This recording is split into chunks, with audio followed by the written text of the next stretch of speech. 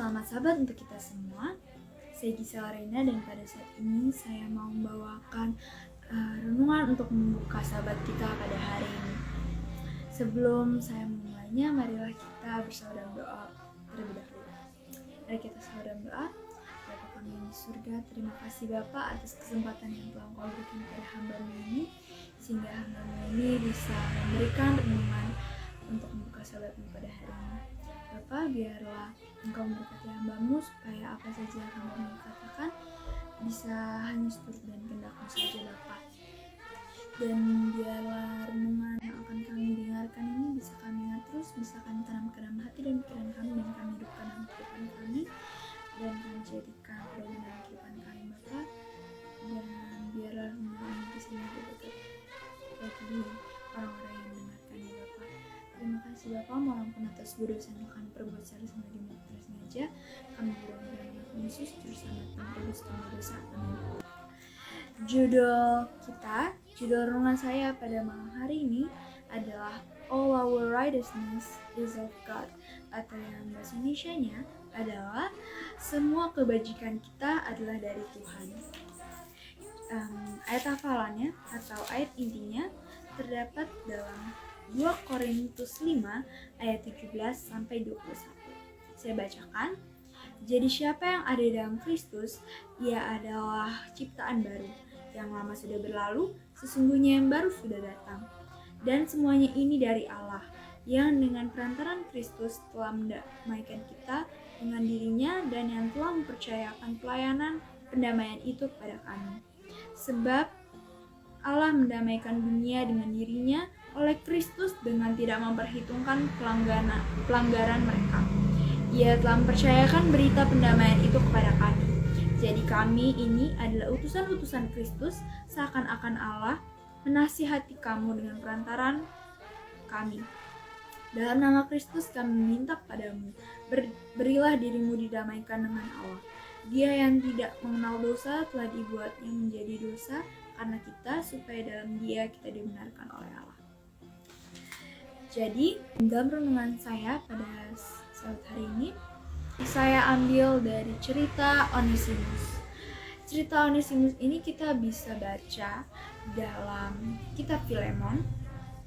Jadi, Onesimus ini adalah, sebenarnya ceritanya panjang, tapi secara singkat, Onesimus ini adalah seseorang yang terkenal karena dia itu adalah pengkhotbah yang terkenal juga. Tapi sebenarnya dia itu dulunya adalah orang berdosa. Jadi Onesimus ini dulunya adalah seorang hamba. Dia itu melayani Filemon. Jadi Filemon ini adalah tuannya Onesimus. Dan dulu Onesimus ini adalah seorang yang jahat. Dan itu akhirnya dia mengkhianati tuannya, mengkhianati Filemon, dan intinya melakukan sesuatu yang tidak baik kepada Filemon. Dan akhirnya dia dimasukkan ke dalam penjara. Dan dalam penjara dia bertemu Paulus, dan dia akhirnya mengenal Kristus. Dan di sana dia mau bertobat, dan akhirnya dia bertobat. Dan di situ Paulus itu akhirnya sayang banget sama Onesimus. Dan akhirnya di sini katakan kalau Paulus itu sudah menganggap Onesimus ini sebagai anak baptisnya dia. Jadi karena Paulus ini sayang banget sama Onesimus, akhirnya dia menuliskan surat untuk Filemon. Filemon ini adalah perempuan yang dahulu sudah dijahati oleh Onesimus. Jadi Filemon ini adalah orang yang benar, dan Paulus ini menuliskan surat untuk Filemon. Jadi di sini dikatakan kalau Paulus ini mau mendamaikan Onesimus dan juga Filemon.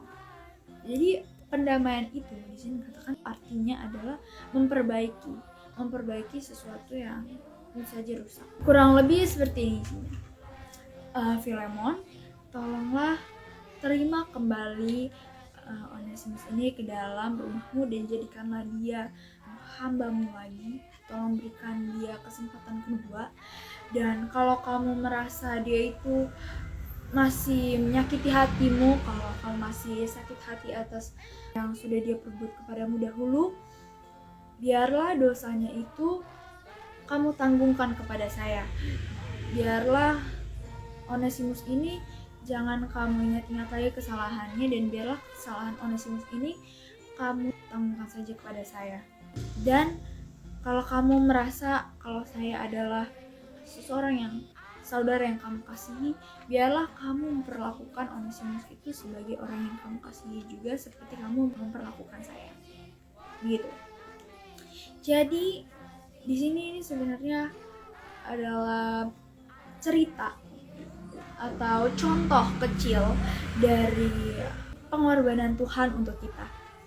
Dia mau mendamaikan kita dan Bapa supaya kita bisa diberikan kesempatan kedua dan kita punya harapan untuk bisa masuk ke dalam surga dan tidak jatuh ke dalam maut dan tidak masuk neraka, ya, karena kita sudah berbuat dosa pastinya.